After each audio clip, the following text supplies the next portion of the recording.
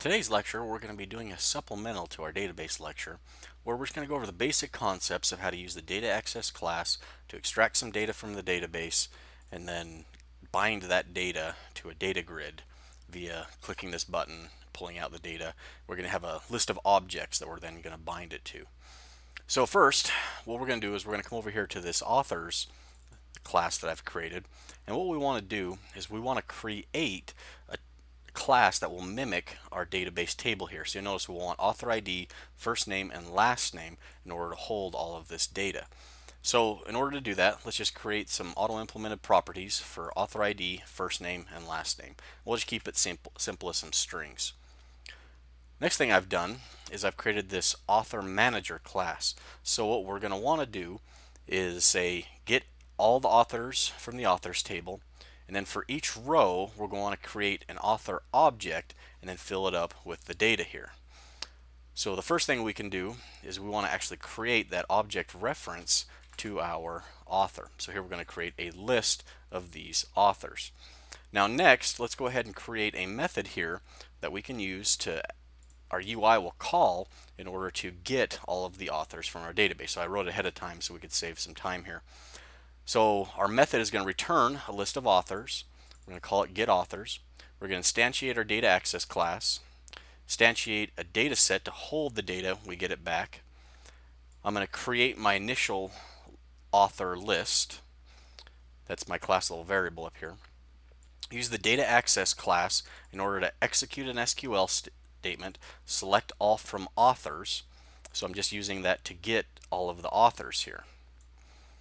Now what I'd like to do is say, I kind of started off this way because I wanted to show you how powerful it is as you break up and architect your application, in the sense that if you had someone else write this data access class, all you had to do was instantiate it and then call these methods. And there's a lot of complexity happening behind the scenes here, but it's just kind of nice that all you have to do is call this one method and you can do it. So let's take a look at the data access class again.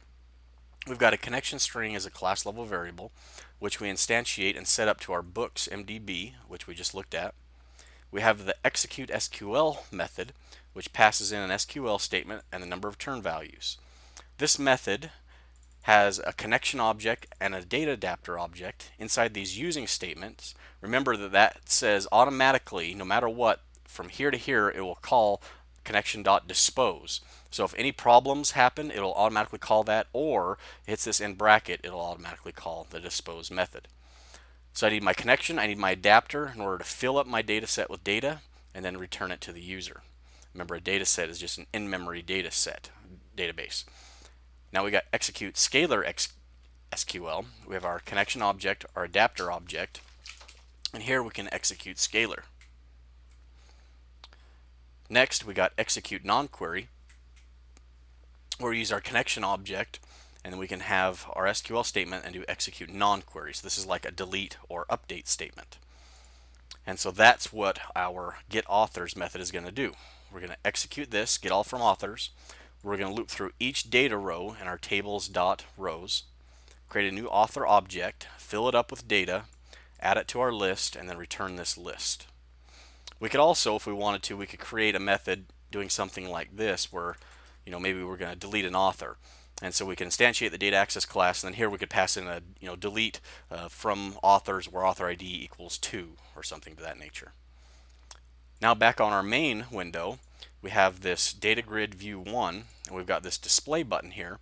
And so all we need to do with it now is just write one line of code where we can take our DataGrid view, bind our data source, use our author object, and say get authors.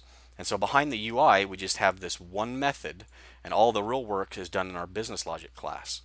For command delete click, we could do the same thing. We could use this author one here, and we could call our other method to delete an author, for example. And again, the code wouldn't actually be done behind the UI. It's done in our author manager class. So hopefully this kind of helps with some of the basics of using databases and then binding that data that comes back.